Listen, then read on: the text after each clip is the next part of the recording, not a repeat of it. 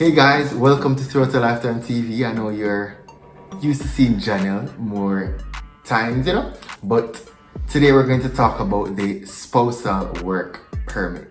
We have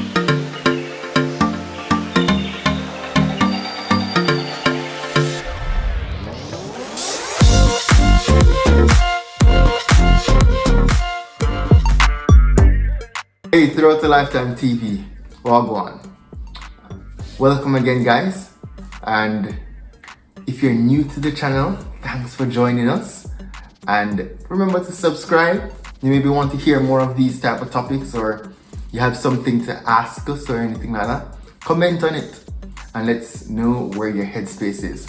So I know many of you guys have asked about how the spousal work permit thing goes, so I'll just share what I did. I am no expert. I just can share from my experience and what worked for me.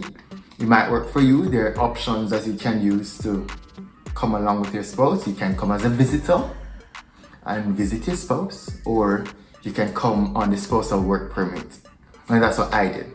So what do you do after your spouse has applied for their student visa?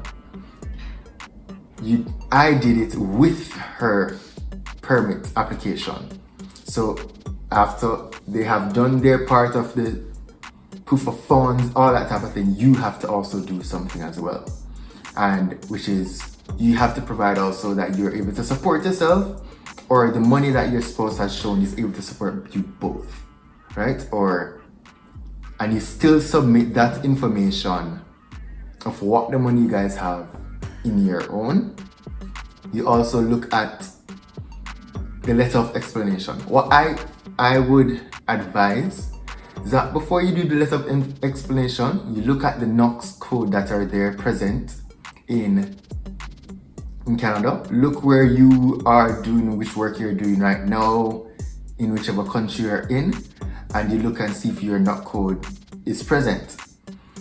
So you can write your letter of intent or explanation, whichever one that is, I don't remember. Based on that, what you are able to give to Canada while your spouse is there studying. So you look at it, look at how best you can write that letter of explanation or intent to see how best you can give back to Canada while you are present. I think I also that you write about your ties to Jamaica, just like your spouse is. Write why you want to go with your spouse. Canada believes in family, so it's not like you're trying to do work to convince against what they're about. You're just writing to validate the relationship, to verify that you really want to go and everything like that. So you just write your heart. If it's that you can't go without your partner, write that. And ensure to explain what you plan to do. Put in all those explanations. Be clear and concise. And if you want to put in emotion as well. Then you also have your proof of funds. Your proof of funds, as I was saying before, is that all that money that you need to support yourself, I think it's $4,000 on the site, but I think it's $4,000 every additional. So the student is 12, I think, and then $4,000 or 10, one of them, for every additional member. So you would have to show funds as well for that. And also it would be good practice to do a job letter, so they know that you have been employed in Jamaica, or you are employed in Jamaica, and what you do there, what your income is like, so they know you might have some coming in even in the time of application. You also want to get all the statements and stuff with the proof of funds to go with it, just like when you get in the job letter as well. The job letter serves two purposes: to show what you're about job-wise, employment-wise, and also with your funding. So you do those, as well as job letter, and then you're also required to do a family history and to declare all those things, all the family, even ones who died, all that type of thing, and be clear about it. Because Canada really wants families to stick together, so they're not out to get you or to fight against the process, but just to be clear that this is what you have.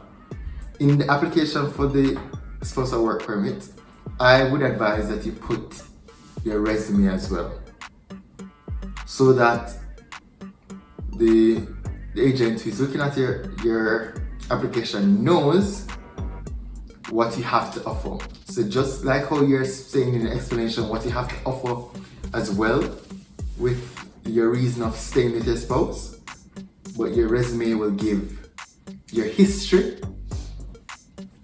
and also help to decipher if you're right of a good fit to help in the industry here.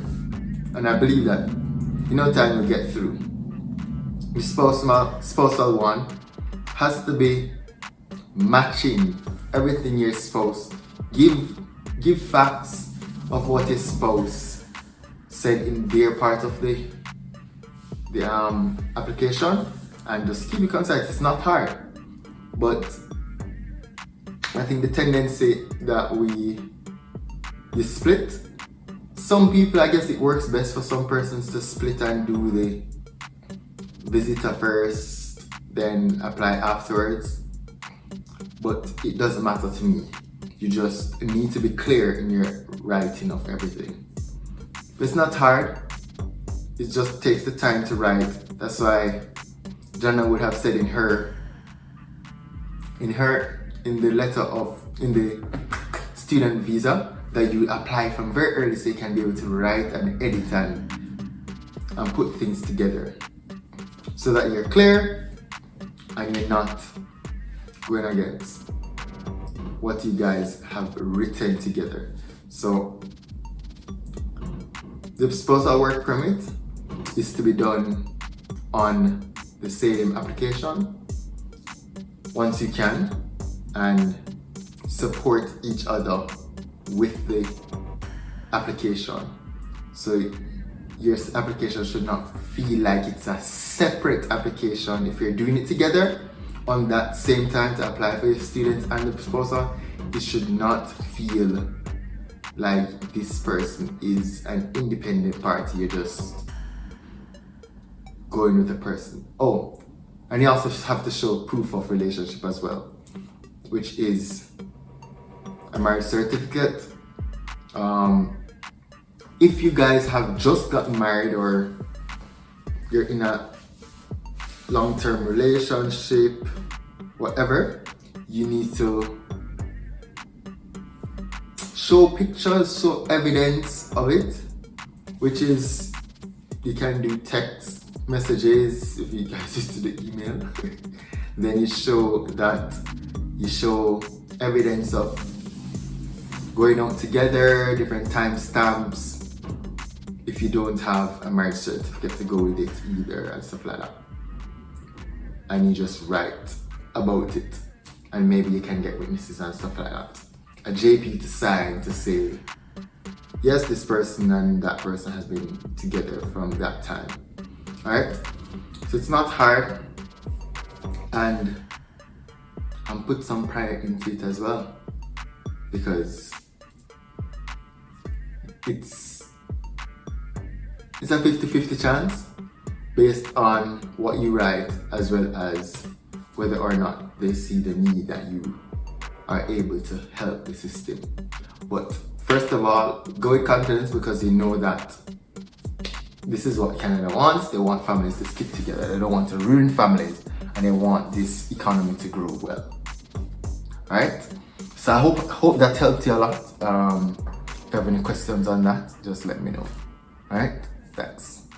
And remember, guys, to live, love, and encourage. Alright? Take care.